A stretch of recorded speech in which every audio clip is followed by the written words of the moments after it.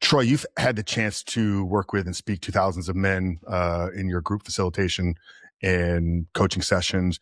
When you zoom all the way out and look at the consistent patterns, what is it that you see is the biggest struggle that a modern man is facing right now? No one taught us how. No one taught us how to do life, and certainly no one taught us how to do this modern AI-infused life that we're currently living. There's no precedent for it. So we are having to figure it out day by day. I see it driving a ton of isolation, a ton of loneliness, so much uncertainty.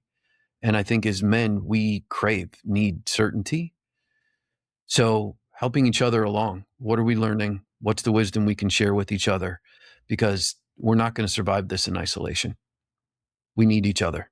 And we know that the loneliness epidemic is real among men, hugely real. What happens to a man when he isolates himself and doesn't have meaningful male relationships? Mental health decline, first of all. It goes quickly. Affecting work, for sure. And sometimes, so that's twofold. It's either falling off at work and not doing well, or just pouring ourselves at work in hopes that we can control some part of our life, some outcome. And especially when it comes to relationships, most of us go to work because we know how to do work. We don't necessarily know how to do relationships. I think the other piece too is we're told to handle our own shit, right? Figure it out on your own. Pull yourself up by your bootstraps. It didn't work very well for me. And it made me suicidal, literally suicidal. Modern men need elders. I'm 54. I have elders in my life. My friend Douglas is 80. I need that wisdom from him because I can't do it alone. That's one thing I now know for sure. I tried for decades to do it alone, figure it out alone, because that's how I was raised. My dad told himself and then told me, you figure it out, man up, bootstraps. Part of the reason why I'm in the practice that I am, it's now 15 years in to this work and hundreds of groups, thousands of men, and I see the pattern repeat over and over and over. And guys were really given this bullshit story of what life should be. And now comparison, thanks to the internet, of how we should be doing so much better. We're not doing very well. What do you think is sitting at the root of this? You mentioned men needing elders in their lives. I think if you go back to the 50s and 60s, 4% of children grew up in a home without a father. And I think today the number's, upwards of 40+%. So from a very young age, many men are absent of having a masculine figure in their home. Is that sitting at the root of it, or is there something even deeper? I think the fatherlessness piece is absolutely one of the core factors to why men are struggling. We know statistically that men who grow up in a house, even if it's a difficult relationship between mom and dad, having dad around is still a stabilizing force. And that's coming from me doing 15 years of work with men who talk about dad being the most traumatic force in their life, right? Even with that being the case, we can still statistically show that it's typically almost always better to have him around. If for no other reason than for us to go, I know who I don't want to be. Because otherwise we have nothing to compare ourselves to. That was definitely true for my dad. My dad's dad was not around at all. He was raised by his grandpa. And that age gap had an effect. Grandpa was too agreeable he'd already raised his kids, right? So he was done with that. I think one of the other pieces here that we need to talk about is our ability as men to go find father figures. Who's the mentor, friend, coach, advocate, maybe, that we can lean on? I have 60, 70, and 80-year-old men in my life who have a ton of wisdom and a ton of experience. And guess who gets the phone calls when my life feels like it's going off the rails? I don't need them to fix it. But I also know that they have enough life experience to give me feedback on the stuff that I'm going through. Relationship, business, you name it. These guys are a wealth of experience, but mostly heart. They've been through it. I think it's if having men like you around that guys can look to, somebody's like, he's doing stuff, right? He's not just sitting and complaining about it, which is mostly what I see, for instance, on social. A bunch of guys just complaining. That doesn't help. So, guys, find yourself somebody that you can model after and lean on. It might be somebody in your life, but ultimately it might be somebody that you pay to help support you. Because regardless of what you choose, and hopefully you have both, I have friends and I have coaches that I work with that I pay, not the friend, just the coaches. Hopefully my friends aren't listening because they'll now expect to get paid for the advice that they give and the way they show up. Well, they serve different purposes, different types of relationships, right? I think there's three types of accountability in a man's life. One, there's self-accountability. I think a lot of men struggle just with holding themselves to their words. There's peer accountability. So that would be your friends, your circle of direct influence, right? Guys that understand it and maybe can provide that emotional space for you to process issues. And then there's going to be expert level accountability, right? The person you actually seek to help you process your issues and come up with solutions to move forward. But it's interesting because you and I, we lead groups for men that are aware of these problems, right? So we're surrounded on a day-to-day basis with guys that have maybe woken up a little bit and are seeking change. But I'm sure if you and I went outside right now and surveyed 100 just random men and we said, hey, how are you doing? How's life right now? We'd get, the traditional response of, I'm good, I'm fine. Why do you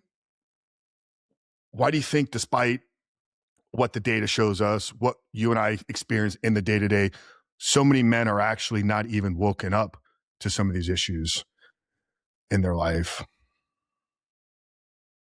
I think some haven't suffered enough to actually go looking for something new. My grandpa would have said, the devil I know is better than the devil I don't know. New things scare people. It's designed to. That primal part of our brain says new is dangerous. It also smacks up against the I'm not good enough piece and crap, now I have proof. That's inherent in all of us. We all don't feel good enough. I certainly don't. And God knows I have days where I definitely don't feel good enough. So the men, we are waking up. We are becoming aware, having little short videos out on social media that hits a certain pain point with a dude. And he can go, wow, like I thought I was the only one. Somebody else is actually going through this. Whoa, I need to pay attention here. But the only way to solve a problem is to admit that there is one. And if I think I'm doing fine as a man, but my relationship is failing, my health is failing, my purpose or mission, my job doesn't light me up, I'm coasting or sleepwalking through my life. And a lot of men are just fine doing that. They really are. I don't think they want that. I just don't think they know what else to do. And the risk is high. Most men will tell me, I've tried everything. It's like, well, tell me what you tried. They might have tried a thing or two, but beyond that, they just don't know. I think another piece I'll add, Frank, is I think a lot of us are afraid to humble ourselves a bit because we might not look great. And I think there's a lot to be said for humility, of simply saying, I don't know. I don't know what to do. I don't know where to go. I surrender. And I think that's when things can come in. When we just step back for a minute. I think there's a lot of truth in what you said there with a lot of men haven't suffered enough. I refer to our modern society as a microwave culture. Everything's accessible at the push of a button. Hungry, push a button, food shows up. Need to get somewhere, push a button, car shows up, takes you where you want to go. Need something, push a few buttons, it arrives same day, next day. Lacking any type of connection or intimacy, push some buttons, sex available on the screen. We live in a very easy, struggle-less society. And I'm sure you've heard it. There's a famous saying that hard times create strong men create good times create weak men, and weak men create hard times. Where do you think we are in that cycle? And are we at a point, as you said, men are waking up, where it's getting harder out there for us, and that's why we're seeing men waking up? It's right. I don't know about how to drill this down as far as generations go. I know by and large, our younger boys are not resilient. That's my preferred word, not weak. But we only are strong insofar as we've ever done reps in life, right? If I've never been in a relationship, I'm not going to be strong there. It's going to require practice. It's the same concept as the gym. If I've never been to the gym, I cannot expect to walk in and bench 350. It's true with everything in our lives. Everything requires practice because information is so available that our younger men especially think that they have wisdom or experience in places that they don't because they watch some videos on it. And again, I come back to being humble, Frank. They're not humble. Well, I can do that. I got that. I hired a 30-year-old to build a website for me a year ago. He'd said he had done it. I never asked for proof. What I got was someone who thought they could do something, but wouldn't humble himself to say, I actually don't know how to do this. And he was all too happy to learn on my dime. So I think we're in the middle. One, we have very long-lived men, as I've been pointing to, who are around. But when we have comments like I see on social media of things like, okay, boomer, as a degrading term, we're not using our resources. I have men around me from every age and stage in life. Young men. My friend Nathan is 18, wise beyond his years. My friend Douglas, 80, and everyone in between. I recognize that I'm not strong without them. They're not strong without me either. I have value here.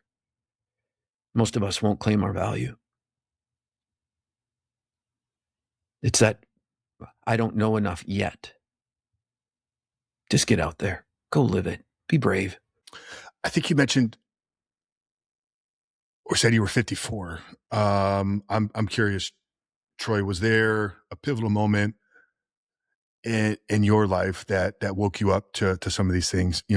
I've spoken with hundreds of men in this space, right? Guys that lead groups, guys that do very similar work. We've had your partners on the show. What I've noticed is oftentimes in order for a guy to get into working and leading men, he's had to have gone through some type of trials and get on the other side. It's kind of that hero's journey arc, right? We lose our way, somebody finds us, they guide us out, and then we almost feel the responsibility to pass on which was passed through us. So I'd love if we can to maybe dive into your journey here a little bit and kind of see how we can bridge this all together. So yeah, what was the kind of story trajectory arc for you to get into ultimately deciding to spend the last, decade and a half coaching and leading men?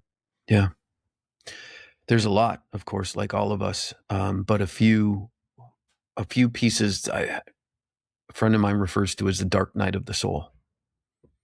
So the first was, I'll out myself literally and say, I'm a bi man. So when I was 17, I was outed 2 weeks before my senior year of high school. And the next day I moved out. I've been on my own since. So that was one of the first pieces of, whoa, I don't have control over this trajectory of my life. In my head, I had it playing out. I was going to live at home. I was going to hide who I was until I was ready. Well, it didn't work out that way. And so that day, going to my aunt's house where I felt safe, I was on a bicycle. I'm 17 years old. I passed over a really big bridge. I stood on the edge of that bridge for a long time, looking into the water, thinking it's too strong. I would never be able to swim out of that. And I would say my ego put me up there. I was a terrified kid. I would say somehow my soul stepped me back off. I think a lot about that moment, that point in my life where I could have just been done. It's like, if this is going to be the suffering, peace out. I don't want any part of this. I called bullshit on that somehow. Growing up coming of age in 1990, having friends my age and being at the height of the AIDS epidemic, I buried 25 friends in 13 months. Almost all of them my age. And those were just the people that I knew. I was to far more funerals than that.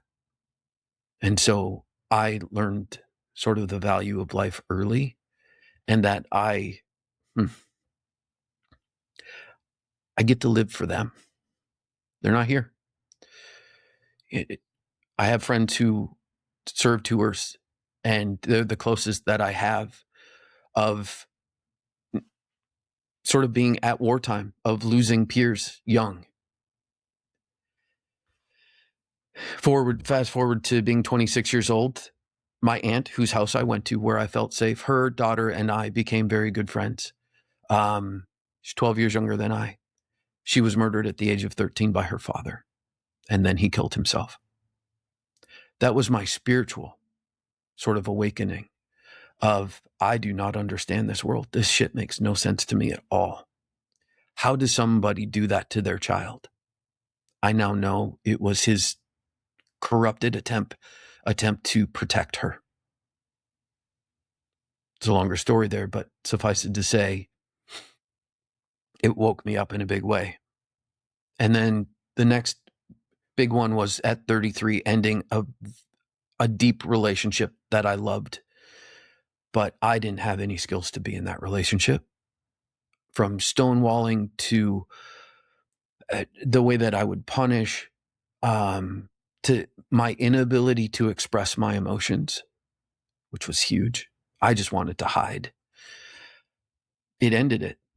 And I looked in the mirror a few days after that breakup and went, I see the problem. The problem's this asshole. And I committed to a year of working on myself, my friendships, and my business. I got to the end of that year and went, I'm still kind of the same dude. Still going to do the same thing in relationships. I committed to another year. 10 months into that, my now wife came to my house for dinner, invited by my roommate. The only reason I was ready for my wife was I had done a bunch of work. I had sat in my mess for long enough, to the point we talked about earlier, Frank. I'd suffered enough that I was willing to change. 5 years later, I woke up one morning having just gotten married, feeling quite lonely. All my friends were women, largely. From one being a bi man, women were safer. One of the challenges about being bi is I don't fit anywhere. We don't fit anywhere. We're not straight and we're not gay. We're somewhere in between. And it creates a lot more isolation. But I woke up one morning and went, I don't trust men. A story I'd had since I was a kid around my dad. I went, oh my God, I'm a man. If I don't trust them, I don't trust me. Oh, come on. It's like I'd spent years working to build that, but somehow that, even as I say it out loud, the intensity doesn't feel like it lands the same as it did in my head and my heart. And so I committed to going and finding men I could trust. And that's where the journey really started. And I found them. I committed to finding them and I found them. That's those are the high points or low points, depending upon your perspective, of how I ended up in this chair serving men, working with men who have suffered enough. Yeah. Yeah. Troy, I appreciate your courage to share a lot of that. Prior to you opening up in the way that you did, I've been trying to pinpoint like what it is. I've had an opportunity now for half an hour to get to speak with you both offline before we hit record and in the recording time that we've had here. And um, I can feel that there's a softness uh, to you. And I couldn't understand what was driving that. But having had gone through the experiences and journey that you've had and come out on the other side, healed from it, it's beginning to make a lot of sense to me. So I appreciate what you shared there. I asked you before we started recording, like where you felt would be the most valuable time for us to spend the conversation. And you honed in on relationship. And, one thing you shared there in your story and journey is prior to finding your wife or having her come into your life, I think is the way that you phrased it, because you were ready, you lacked skills. I think sometimes we think relationships are just supposed to happen, right? Uh, they're obviously necessary for us. I think we can feel that innately, like we need people, and because it's a necessary component to survival. It's almost like we should be born with those skills, but it's not the case. So I'd love to maybe kind of unpack like what are the necessary skills, because I love that language, like, because I think what it does is it makes it something that's attainable for us to focus in on and intentionally develop. Very few people talk about skills for a relationship. So, Troy, what would you say are some of the, top 3, top 5 skills required for a man to succeed in building and maintaining relationships? Oh, great question, Frank. No particular order. Our ability to tolerate discomfort. Our women are going to freak the hell out on us. It's just a given. The minute I make it about me, I fell down. It's not about me. One of the things that I remind myself and that I tell the men that I work with is when she is offloading, venting, or unleashing, just remind yourself it may be directed at you, but it's not yours. And there are 2 questions that you can ask her. Do you want me to be here and listen? Or do you want me to be here, listen, and help you fix it or solve it? Now you know what the expectation is of you, and you're not making stuff up in your head. That's a skill. So, knowing ourselves well enough, embodiment practices, being able to be in our body with our discomfort and not have to change it. If I feel angry and I don't have an ability to sit in my anger and I have to go to the gym, I have to go for a run, I have to have an argument or road rage at somebody, or I turn to porn just so I can get that dopamine hit and feel better for a short time, even if I know it's going to slide me into shame after. I have to be able. One of the things that I love is this development of stoicism. It's reemergence. So many of the men around me say stoicism is not feeling. I disagree. Stoicism is feeling, having deep experience, and choosing not to go there. I don't have to go to sadness. I do not have to go to anger or any other emotion. I go there because it gets me something. I go there because it gets me something. And so I get to choose whether or not I go. Most of the time. I'm still learning too. Sometimes it's like, how the hell did I end up here? All right. It's practice. I caught myself. I was the observer and the person who was experiencing the anger. I get to be both. Witness might be another word. Being able to be witness to what we're feeling, again, being able to sit in it, knowing that within 60 to 90 seconds, the emotion will pass or soften. But most of us, 60 to 90 seconds feels like 60 to 90 minutes when we don't want to be in that emotion. But I'm going to challenge you guys. Sit in the emotion, test my theory, see what happens. See if you can help it to feel different. Let's see. So, man, there's so many pieces to that question. It's deep. What's been your experience with this, Frank? Yeah, well, I would agree. Being a receiver and experiencer of your feelings and emotions, detaching yourself from them, right? Like realizing, like,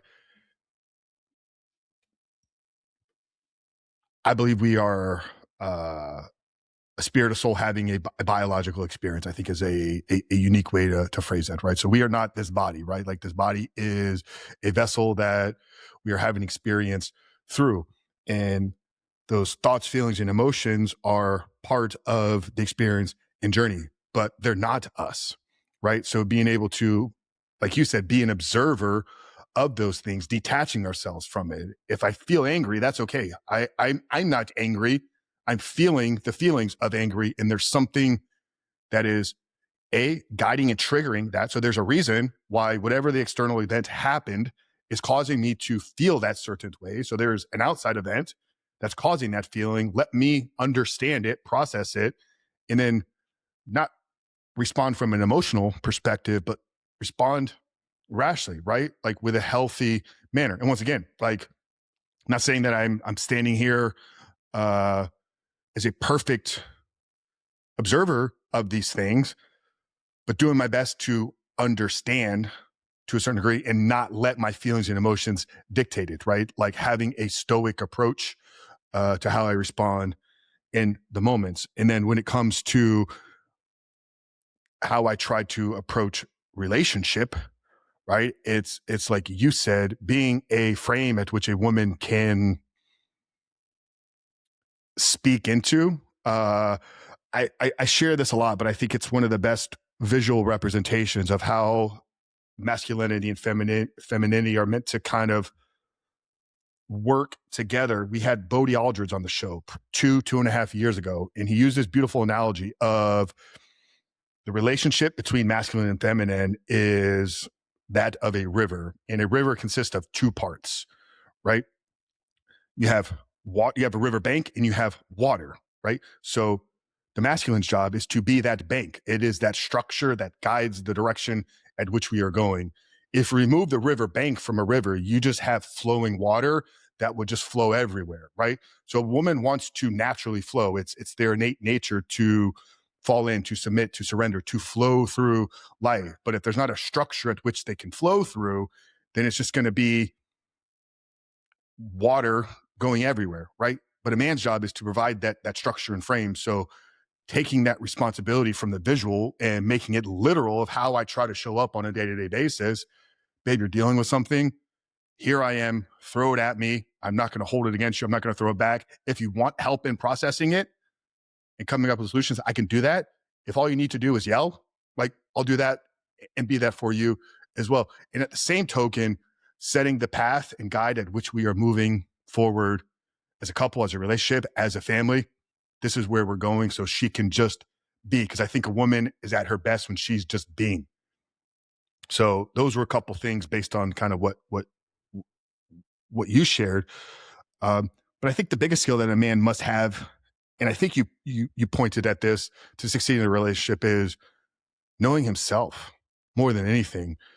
Knowing what he wants, knowing a standard at which he lives by, and upholding that standard, not being a nice guy, what me and your partner Mackenzie spoke on when we had him on the show last year, like not being a doormat for others, being a person that stands on values, virtues, morals, disciplines, and not subverting those for anybody. I think that'd probably be the biggest skill, is knowing thyself. I agree. The men can't even go to the bathroom without their phone. We need time alone. I was born and raised on a farm. So I would spend 8, 10, 12, 14 hours a day alone with my thoughts. We weren't allowed to wear headphones on the tractor.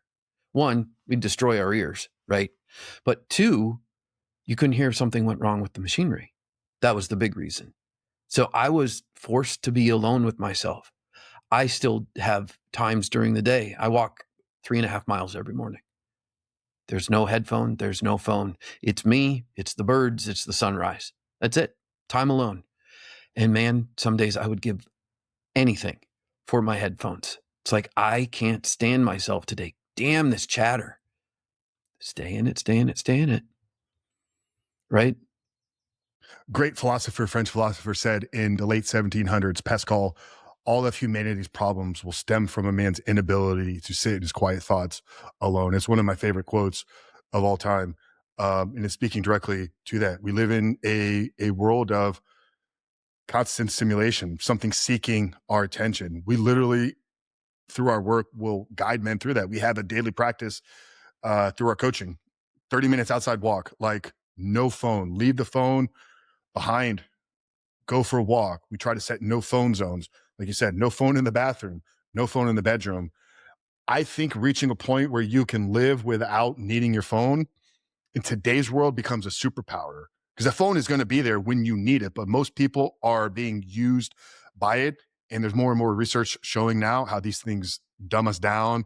They hinder our attention, literally just having the presence of your phone. So I'm intentional when I'm upstairs working. It's me and you. Phone is downstairs plugged in. If I need to get it later, I'll go grab it for something. But that's a rare skill in today's world. And I love that it's a practice that you have as well. It's the only way I know how to be in control of my emotions, because if it's phone, TV, any inputs other than me, I'm now having to navigate that externally. I can, to some degree, control the internal.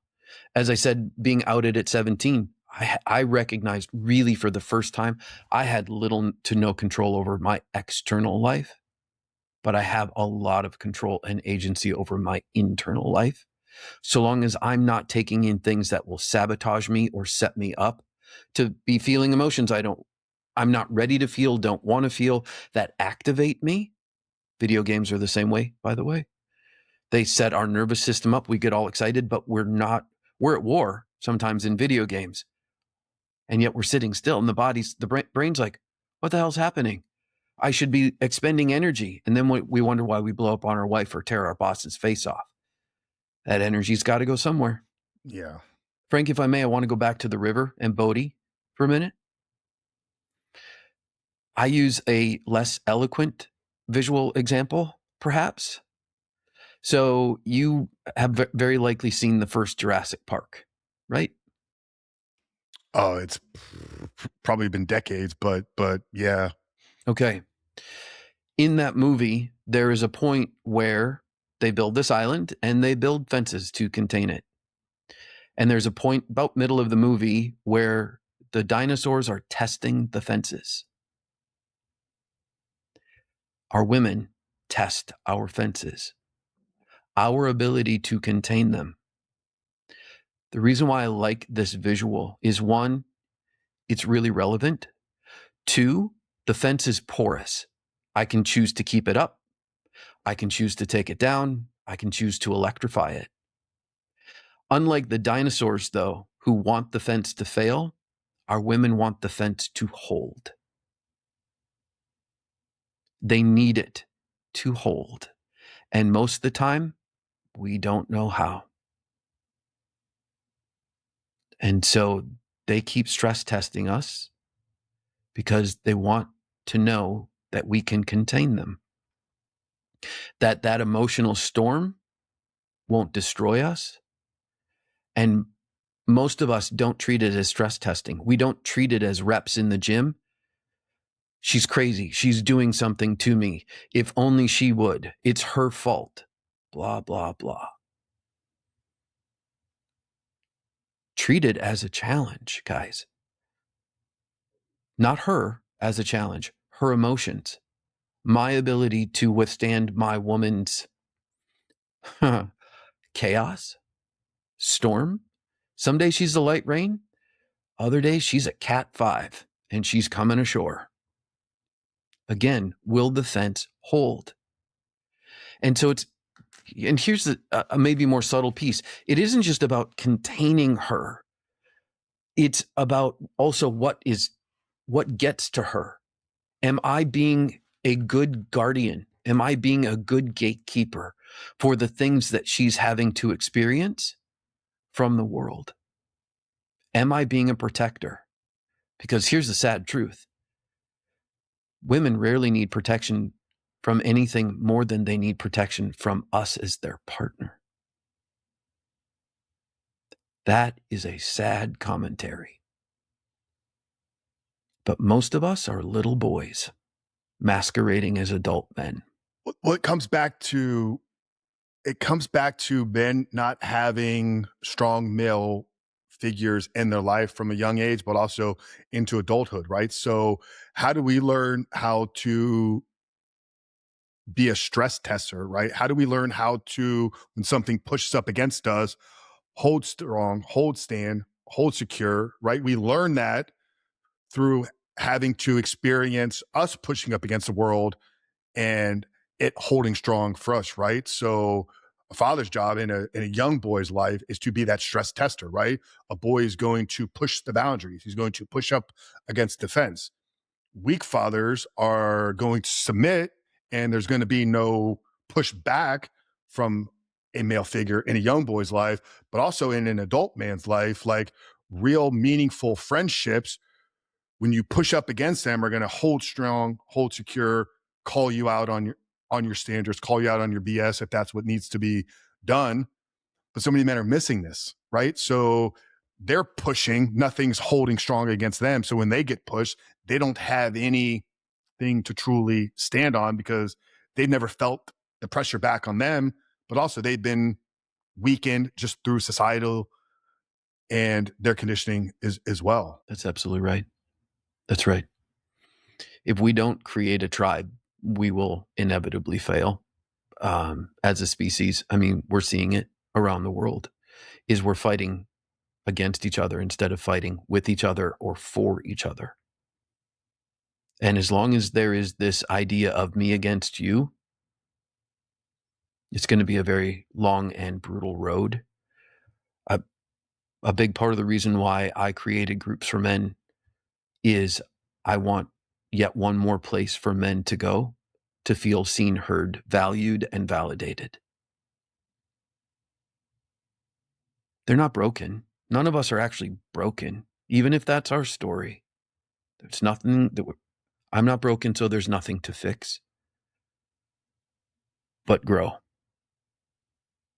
This is all, you said it beautifully, Frank. The way I word that is, I am a human being. I am a soul having a human experience. And I came to grow. I came to be challenged. I go so far as to actually think, wow, wouldn't it be cool if I chose my parents before I got here? Wouldn't that be an interesting thought? That everything was on purpose or done for me? Because the other side of that is I'm a victim. If it wasn't done for me, it was done to me. That there's very little power or agency there. So I play with the idea that, oh, crap, I had this all mapped out before I came. And I came to get very specific learnings. Those relationships that failed in my 20s and early 30s, guys, if they didn't happen, I would not have the woman that I have today. I earned her. I did. I earned her. Because she didn't have to, she was not about to settle for any man. As far as she was concerned, she was good alone. I put in the reps. I can't say that enough. I can't stress it enough. And I built a tribe of men that when I fall down, when I don't know what to do with my wife, I have somewhere to go. They've got me. And they'll also spar with me. When we disagree, we can disagree without blocking each other, ghosting each other, retaliating. We can have really amazing conversations that are deep and completely disagree. I don't see that happening much anymore. It's like if you disagree with me, that's it. You're out. I'm done. Our ancestors sparred with each other physically because that was how they literally stayed strong. It's how the tribe knew that if something happened, they would be cared for, but it kept us healthy. But mostly it bonded us. The physical piece bonds us. Yeah. We're talking a lot about emotional resilience, sitting in the feelings, not needing to go work out. And then you kind of tied in a physical component here. I spent a couple days last week out in Orange County with a group of men. And, this was a deep, intensive 2-day mastermind working through relationship, business, identity, mastery. But one thing that the group leader had us do after about a day of connecting emotionally with men is we got on a jujitsu floor, which is something I'd never done. And I've been an athlete my entire life, played team competitive sports, and then in my mid-20s got into bodybuilding. But I've always physically trained through athletics and muscular development. I've never, done a martial arts. But there was something that happened there at the end of that first day of rolling around with a group of men that I had emotionally connected with. It's almost like the grappling brought us closer to each other, which was really powerful to see the relationships building upon that the next day. It's like bloody noses, scratches and stuff like that, like really, really united us. What role are you seeing here in the physical components of whether it's an outlet of energy, the physical connectedness that comes to maybe going to battle at war with guys that you're locked arms with, or even the competitive nature of pushing up against each other, literally physically? I'm guessing that you walked away knowing that they could have hurt you far worse than they did, which is part of what built trust. A couple of them, yeah, because they were skilled on the men. Yeah, That's right. How did they get skilled? They spent time doing it. We all want to bypass that part now. My grandfather, for instance, and my great grandfathers knew that they had to put in the time. It was not just going to be gifted because they watched some YouTube videos. It's all theory. One of my mentors talks about the idea of how he could explain swimming to anyone. But until you have what he calls conscious contact with the water, it's all just theory. You move past the theory into conscious contact with these guys, recognizing they could have hurt you badly. You went in with a bit of trust and they were in control of themselves, right? That's going to build trust. Emotionally hurting me is one thing. Physically hurting me, it's a different animal. we talked about being humble or the need to be humbled. Troy, I'm a big guy. I'm 6'3", 245. Have thrown a lot of weight around. Was easily the biggest guy in that group. But to have a guy that was, 3/4 my size, put my face in the mat and keep me from moving was a very humbling experience. So absolutely, there was a lot of trust built through the mat. Um, you mentioned doing the reps, right? So you found men, you got plugged into community, you found mentorship, but it was really the reps that you put in that prepared you to be the man that was ready for your wife. Once again, I love the articulation and choice of words that you're using here because you got ready. You were the man worthy of her, not the other way around. What were some of those reps for you that you put in, and what are the reps that a guy needs to do to grow in his self-awareness and emotional Regulation. Again, in no particular order, learning how to communicate and be vulnerable in that communication. Can I actually express what it is that I'm thinking, or especially what I'm feeling? I know for me, when I'm feeling a lot, I actually tend to get quiet.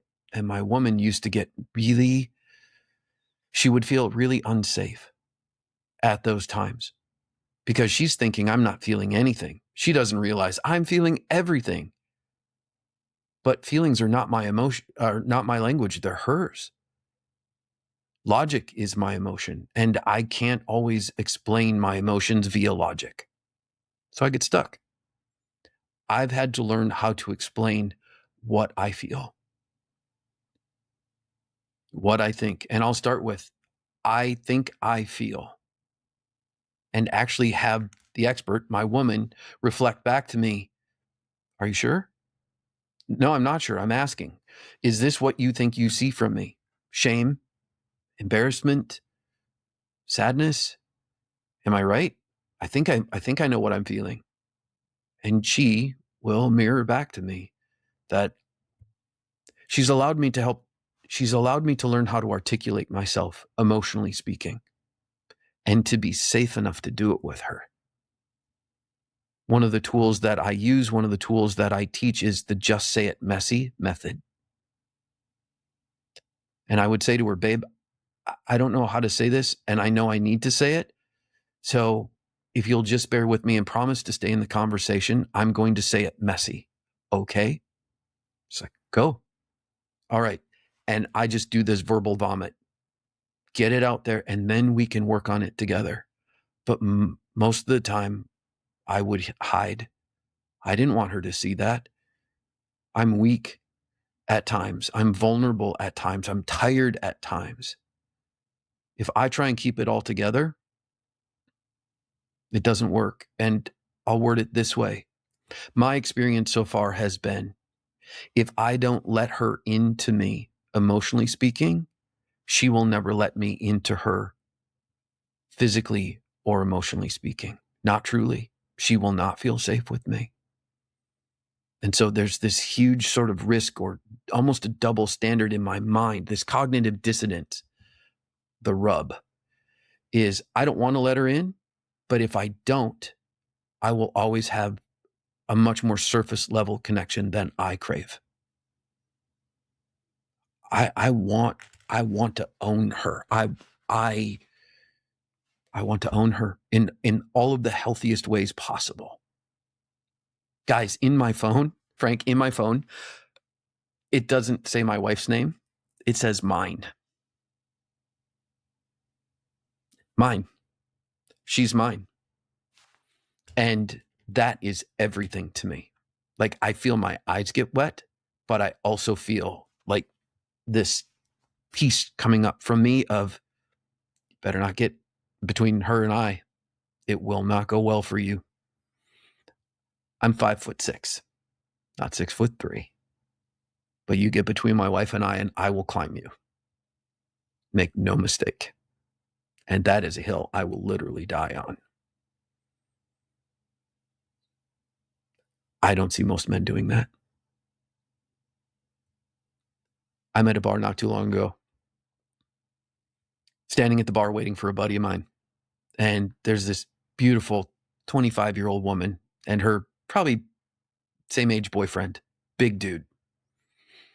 This drunk guy walks up and starts hitting on her. What does he do? He steps behind her. The boyfriend steps behind her. He's at least 9 inches taller than she is. She and I are the same height.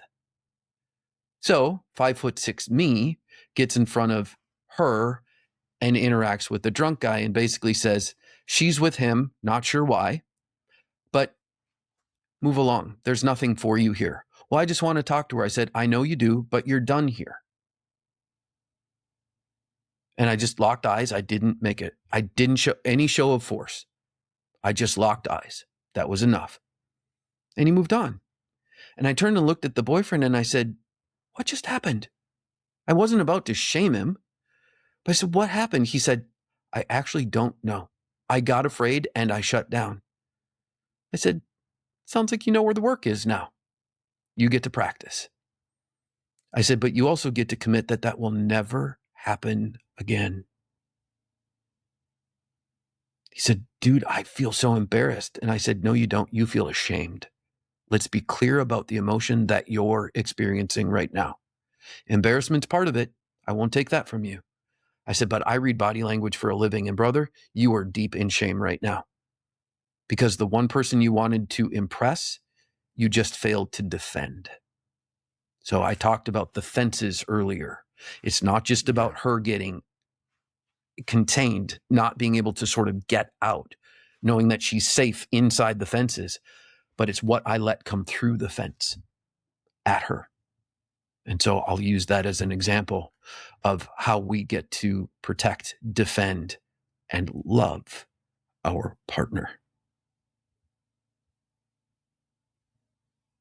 Because sometimes love is going to the mat. I think I knew my current relationship was the one when she looked me in the eyes and said, I feel safe. I never heard that before. I was never safe with myself. Obviously, a woman was never going to be safe around me. And it wasn't until I did probably much of the same work that you had to do. It was a 2.5 year kind of isolated hiatus for me of looking in and feeling safe with the man that looked back before I felt comfortable at 38 years old at the time to invite a woman back into my life. But it was a long uphill battle because I would have probably been the young man that you encountered previously. So I appreciate all this. Troy, tell us about Groups for Men, what you guys are about, how it works, where they can learn more, and specifically who you guys are looking to help. Thank you. We are looking to help men, mostly nice guys, the classic passive-aggressive, conflict avoidant, lacking confidence, the dude who doesn't feel like he fits in with the other guys necessarily, doesn't really subscribe to wanting to be the alpha. In fact, doesn't believe he's probably worthy of that or can even get there. Men for whom they don't tend to blow up to their wife unless pushed really hard. They tend to actually often be the more feminine energy in the relationship. She's wearing the pants in the family or in the relationship. Those are the men that I love to support. I love to help because their suffering is so obvious. They know that they want and expect so much more for themselves, but they have no idea how to get it. Most of them, their dad was a nice guy and he didn't model any kind of behavior that showed them how to contain a woman. And they're afraid she'll leave if he stands up to her. And here's the thing, a truth I know, my woman, if I don't stand up to her, she doesn't believe I will stand up for her.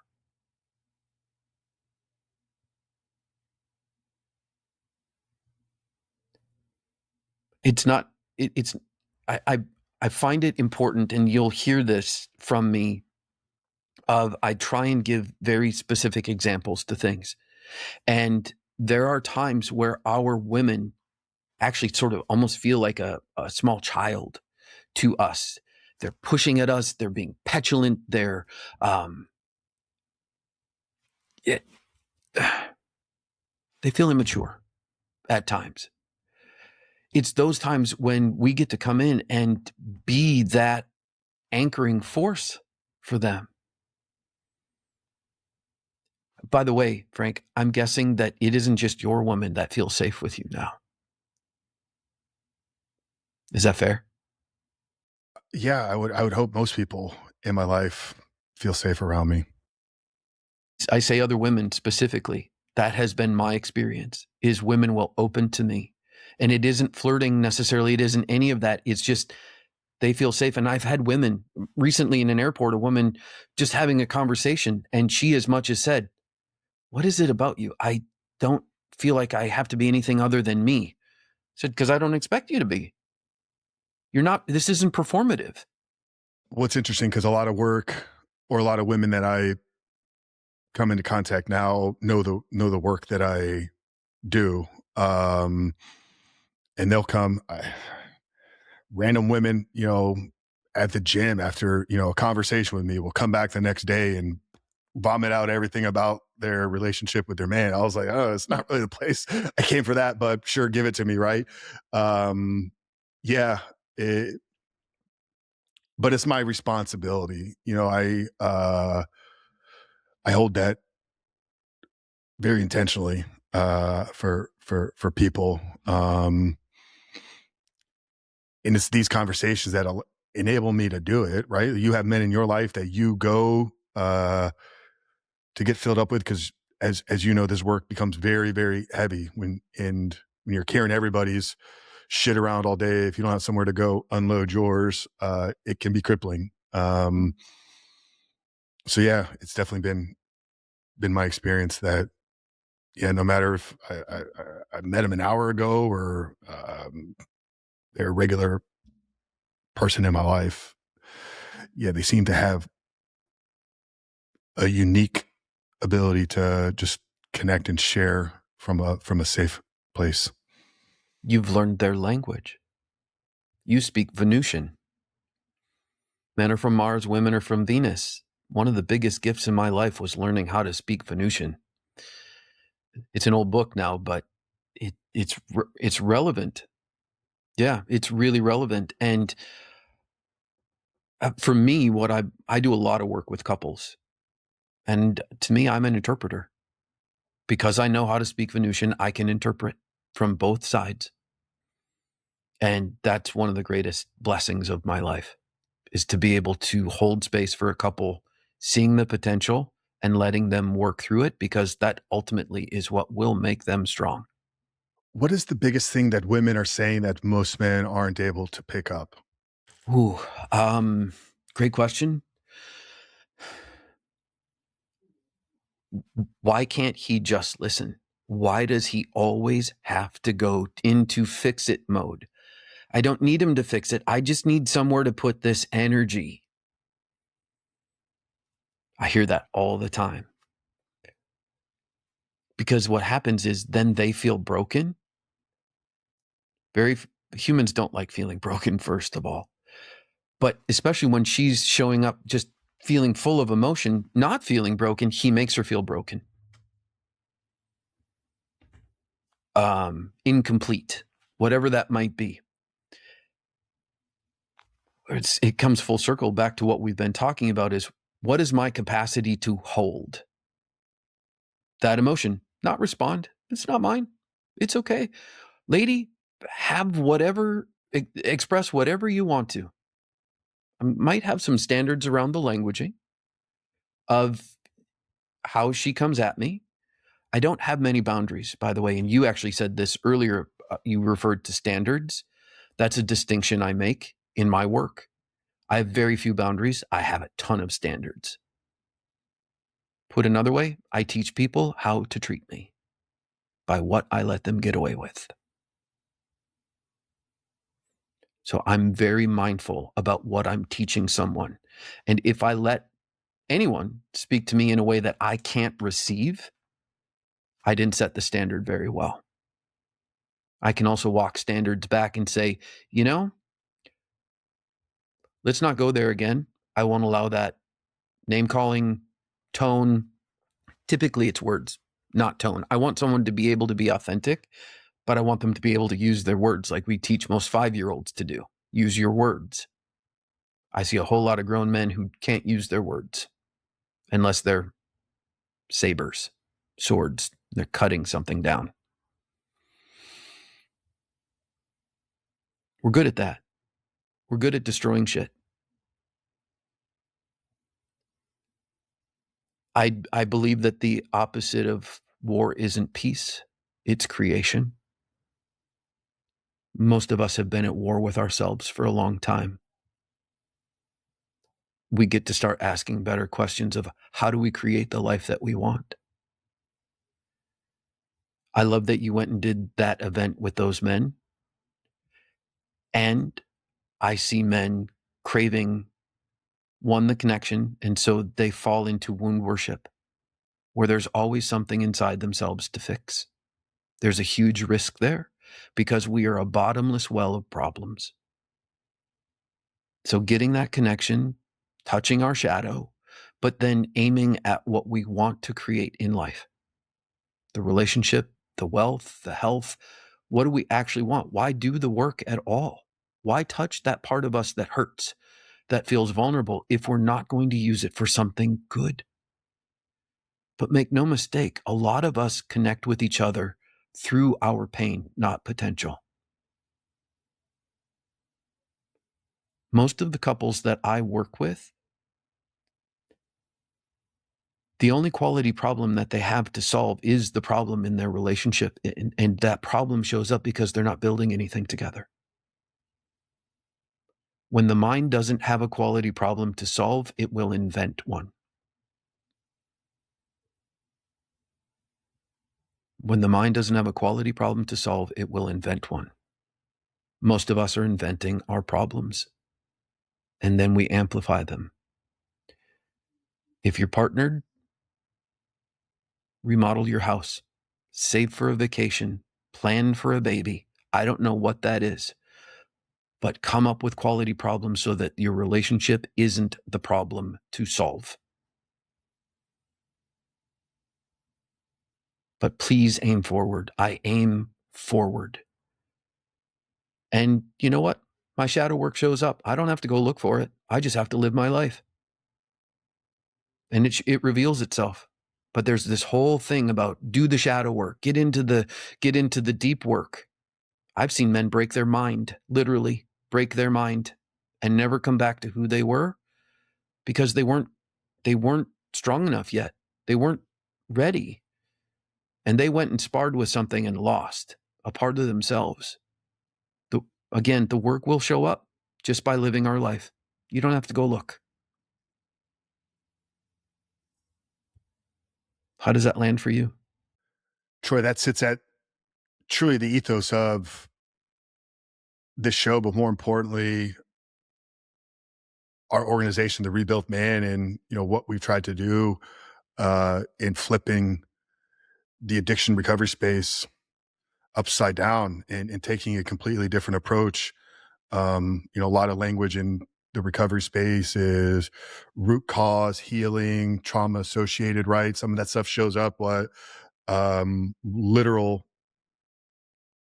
tagline for the Rebuilt Man and Rebuilt Recovery is we are the only organization that takes a holistic, growth-centric approach to recovery transformation. You're struggling with a particular thing because you aren't living in alignment with the life that you know you're capable of. So get clear on what that looks like and who you need to become.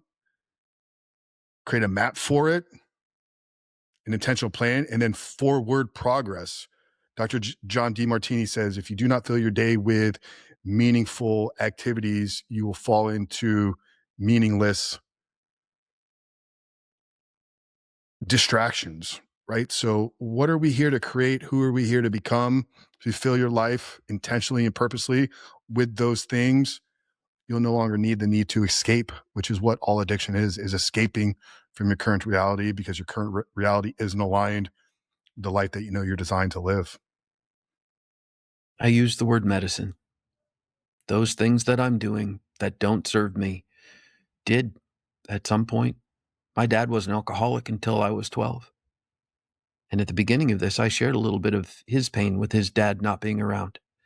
My dad was as sensitive, if not more than I am, and I am a hypersensitive man. He needed that medicine to cope with life. With a bunch of little kids, a wife that was difficult. My mom was a handful in all of the best ways looking back. She was trying to develop him into the man she saw, but he didn't have any ability to go there. So the alcohol was medicine. That medicine then turned into a problem. But I believe everything we do has an initial positive intent. So if to go to alcohol, though, to go to porn, if I say I don't want to be an addict is what I see in my mind. If I don't want to be addicted to porn is what I will see in my mind. Whereas I don't even put that into the equation. What do you want? Men will always tell us what they don't want before they tell us what they want. That's human nature. I always am grateful they out themselves. I don't want to be an addict. Great. What do you want to be? Well, I want to be healthy. Perfect. Let's aim there. As general as that sounds, let's point you at what you can control. And then when you want to take a drink or open up the phone and grab porn, it's like, does a healthy, fit, 54-year-old, well-adjusted man go to porn? No? Okay, now I have something to put this up against. Who am I and what do I want to become? Everything I do is a vote towards my destiny. It's a choice. It's not right or wrong. It's just a choice.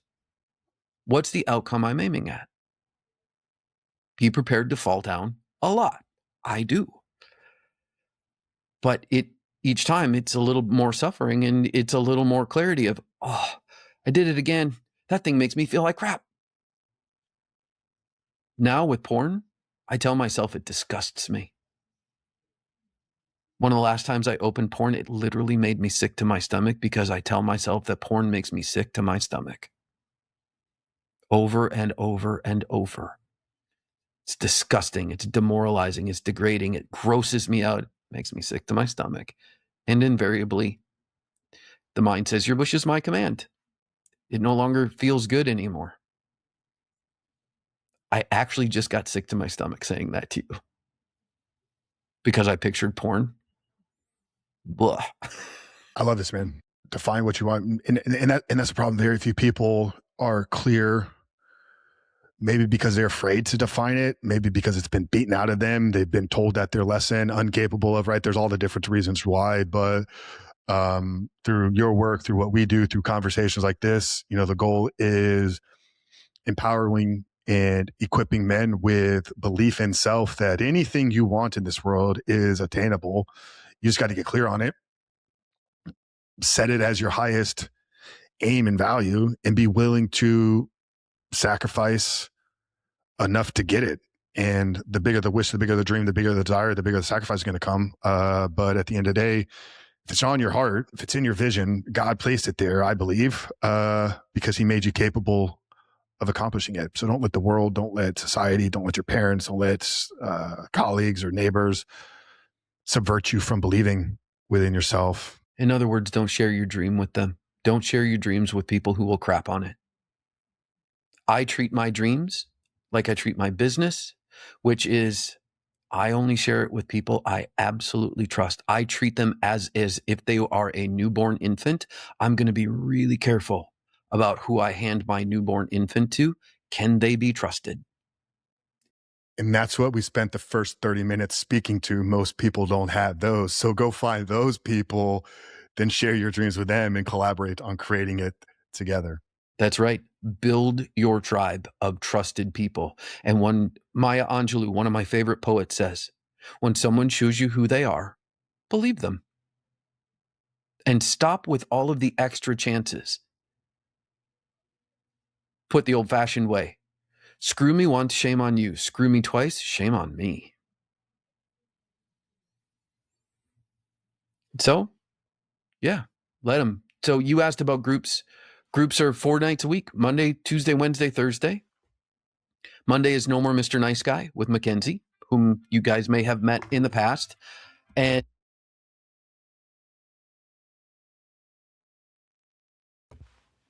Tuesday is with me, and it's all about relationships.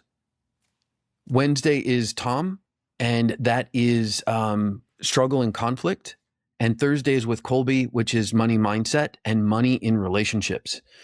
I love that one because it seemed like every argument my parents ever had was about money. So I love that that's part of the conversation with us. Our groups are pretty small, 10, 12 guys. For me, last night's group was, guys, what hurt this last week? What was the biggest challenge? What was the low? And every man got to talk. Every man left with a perspective, a tool, a skill. Most of our guys are new to personal development. Most of them wouldn't even call it that. They wouldn't know how to language that. They just know that what's happening in their life, usually in their relationship, usually around being a nice guy, is destroying their relationship. And so it's destroying them. That's how connected they are to their relationship. They can't separate the two, which is part of the problem. So we go deep, but we don't start deep. We work really hard to meet men where they are in their journey. And again, a lot of these guys have no language. It's one of the things we teach, because unless we have a common language, and we don't use therapeutic language typically. Stonewalling might be one of the only ones, but you won't hear narcissist. You'll hear struggle. You won't hear trauma. You'll hear challenge. It's not that we're denying those pieces. It's that we're working to create a more vibrant way of expressing ourselves, not someone else's words, our own.